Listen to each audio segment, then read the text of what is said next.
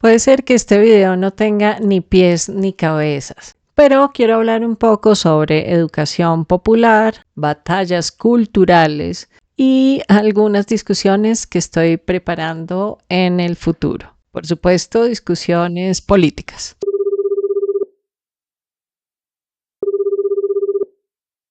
Hola, mi nombre es Ivonne Borges. Estoy hablando sin miedo a lo político, sin necesidad de gritar y despelucarme, ni hablar mal de unos o hablar mal de otros. En Colombia se le denomina culillo al miedo y por eso estoy hablando sin culillo a lo político. También le invito a que se pase por la página web www.sinculillo.com, donde estoy haciendo algunos ajustes. Desde el día cero mencioné que mi intención es monetizar mi conocimiento, pero haciéndolo de un modo distinto a como es la tendencia vendehumos que se ve por ahí por internet. Y bueno, justamente preparando algunos de los videos que pienso hacer luego y de los contenidos que voy ajustando en la página web, pues quise puntualizar un poco sobre el tema de la educación popular.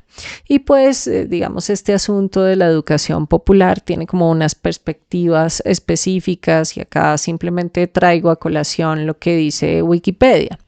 La educación popular es una rama de las ciencias sociales, específicamente de la pedagogía, que entiende el proceso de aprendizaje como una construcción de conocimiento transformador y participativo, teniendo en cuenta el contexto social, una intencionalidad emancipadora, generadora de pensamiento crítico y de consecuencias prácticas. Desde las relaciones horizontales entre maestro-estudiantes, así como la formación de sujetos políticos. Todo eso va a quedar bien dispuesto y bien organizadito en sinculillo.com.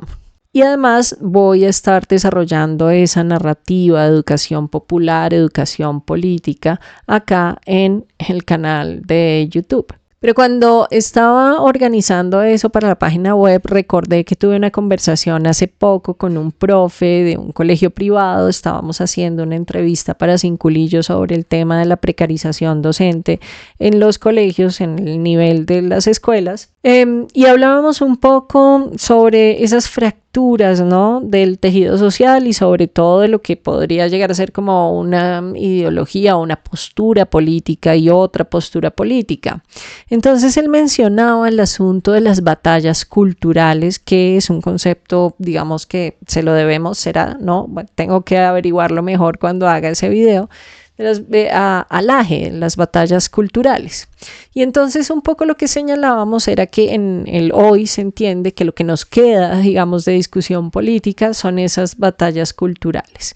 Cuando llegué a la educación popular, pues me acordé de esa discusión de las batallas culturales, porque la educación popular puede sonar muy a justamente una de esas batallas culturales. No quise irme hoy sin hacer una pequeña discusión, una pequeña introducción a esa relación entre lo que serían como esas batallas culturales y la libertad.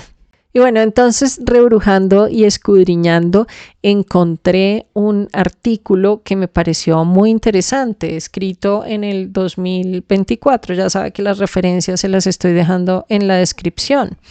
Pero este es un artículo que aparece en la página de la Fundación Rafael del Pino. Entonces, claro, me fue a stalkear la fundación. Es una fundación un poco, digamos, de pensamiento un poco más de derecha. Defienden como el emprendedurismo y como la libertad de propiedad privada, etcétera. Pero este artículo como que no cuadra en todo eso. Me llamó muchísimo la atención y entonces también stalkeé a la autora. Pero le voy a señalar ahí un par de asuntos que son los que me parecen de debate importante el día de hoy y que también me permiten preparar el debate posterior sobre ese asunto de las batallas culturales y un poco las posturas políticas y cómo se van entrelazando esas posturas políticas. El artículo está escrito desde una conferencia de Antonella Marti, que es una politóloga argentina, la autora que les digo que ahí, digamos, fui a stalkear. Pero lo que dice el artículo con base en la conferencia de Antonella Marti es que digamos, responde a algunas preguntas como ¿es posible el liberalismo sin libertad? Y lo que señala Martí es que hay un movimiento populista muy profundo en el que se ha asociado lo político a las emociones de las personas con el fin de transformar lo que sería como la ideología política, en realidad, digamos, son corrientes políticas, a las religiones. Y lo que sucede en ese caso es que el liberalismo surge como una opción de defensa de la libertad, pero en ese populismo de derechas muy mesiánico, lo que se ha venido vendiendo es que hay unos horizontes de libertad que, digamos, deberían ser como controlados. Dice ella que se ha creado una especie de liberalismo sin libertad. Pero el punto que traigo a colación y por el que estaba yo relacionando todos estos temas es el siguiente, el de la batalla cultural. Y me permito leer y citar lo que señala este artículo, que a su vez es una cita de la conferencia de Antonella Martí. O sea, es como una interpretación de la interpretación. Pero bueno, nos vamos entendiendo en esos términos. La idea de batalla cultural es una contradicción en sus propios términos, porque una batalla es un concepto bélico y cultura es un orden espontáneo. Las culturas no batallan. Lo que se intenta hacer es hablar de un supuesto debate de ideas. Sin embargo, en realidad no hay ningún interés ni por el debate ni por la cultura. Hay interés en establecer un modelo de vida específico, puntual, el de las revistas de los años 50, olvidando todos los movimientos de liberación de los años 60 y 70. Es una moral que trata de recuperar este terreno en nombre del populismo. Términos como la mayoría moral vuelven a movilizar la mentalidad tribal, el miedo al otro, a lo diferente. Se convierte en movimientos como sectas. Y aquí es donde me parece el debate bien interesante, y es que justamente la politóloga Antonella Martí señala cómo esa movilización de emociones y lo que sería un supuesto debate de batallas culturales, lo que hace es impulsar allá la amígdala, ¿sí? Ese pensamiento tribal muy primitivo de nuestro cerebro para atender o no atender los argumentos de otras personas. Y que también se induzca a prácticas de miedo. Acuérdense que este canal se llama Cínculo y yo lo político y que yo estoy tratando de que todas y todos venzamos el miedo a lo político. Acá sigue poniéndose interesante. Señala Antonella Martí lo siguiente. Ante la pregunta, ¿derecho a ofender? Otra cuestión es del derecho a ofender, del que se habla tanto. No hay un derecho a ofender al otro. Lo peor es que se hace en nombre del derecho a la libertad de expresión, pero libertad de expresión no es intimidar ni destilar discursos de odio que terminan en suicidios, genocidios, persecuciones a distintos grupos, que es absolutamente cierto. Muchos políticos como influencers y académicos realizan estos discursos de odio en nombre de la libertad de expresión, pero después se sorprenden cuando los cancelan y acaban por presentarse como víctimas cuando no estamos viendo quién es la víctima real de todo esto. Si hubiera más empatía en la sociedad, estas cosas no estarían pasando. Hay muchos debates que todavía están pendientes. Siempre que alguien exponga un problema, puede haber alguien que diga que eso no es un problema, porque le conviene que las cosas sigan como estaban. Uno cancela todo el tiempo. Hay que ver desde qué postura vemos la idea de la cancelación. Por ejemplo, a quién invitamos a nuestra casa. Es una especie de justicia personal. Hay personas que desde la política intentan reivindicar estos mecanismos de división de la sociedad y luego se quejan. Pero hay que ver más allá.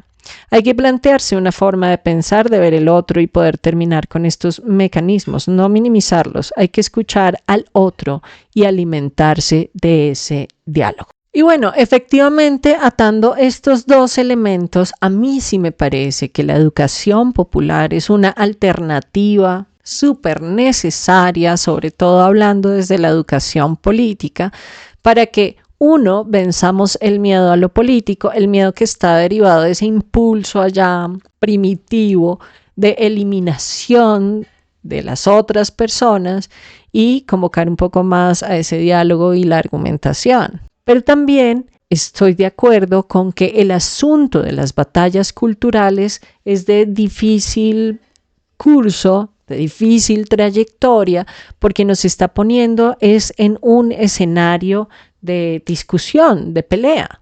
Bueno, más bien, de discusión como pelea, porque discusiones puede haber con los argumentos, así sean discusiones aireadas que luego lleguen a un consenso. Con eso no hay ningún problema. Es decir, no tenemos que eliminar el conflicto para necesariamente llegar a la construcción colectiva de unos acuerdos específicos. Pero entonces la educación popular es esa donde vinculamos ese saber de otros, ¿sí? Y a partir de esos saberes vamos construyendo conjuntamente. Es una educación, en este caso, política, popular, participativa, tratando de reconstruir y de tejer la palabra en torno de cómo vamos a transitar colectivamente este mundo. En lugar de querer hacer un movimiento en el que unas personas se vayan a un extremo del país y otro en el que el otro extremo esté al otro lado del país y ojalá ni nos veamos ni tengamos que administrarnos conjuntamente porque no podemos. Y pensar que eso es justamente una especie de batalla cultural. Ya más adelante voy a hacer como la reflexión en profundidad. No me podía quedar con esto porque me pareció fascinante que una persona que venga, digamos, de una tradición, de un discurso, de una narrativa política, de una orilla del espectro político, transite hacia otro, precisamente en reconocimiento de cómo se están manipulando estos discursos y estas narrativas en contra precisamente de la libertad. Vamos a ver luego cómo es que la libertad es un concepto central en la discusión política y cómo ha moldeado las grandes decisiones políticas, pero también que es pues de lo que sobre todo les he estado hablando, de su libertad personal, del horizonte de sentido de su cotidianidad. Un video pequeñito para esta pequeña reflexión. Le dejo las referencias en la descripción. Le agradezco su tiempo y nos vemos en otra Sin Miedo, Sin Culillo a lo Político. ¡Chao!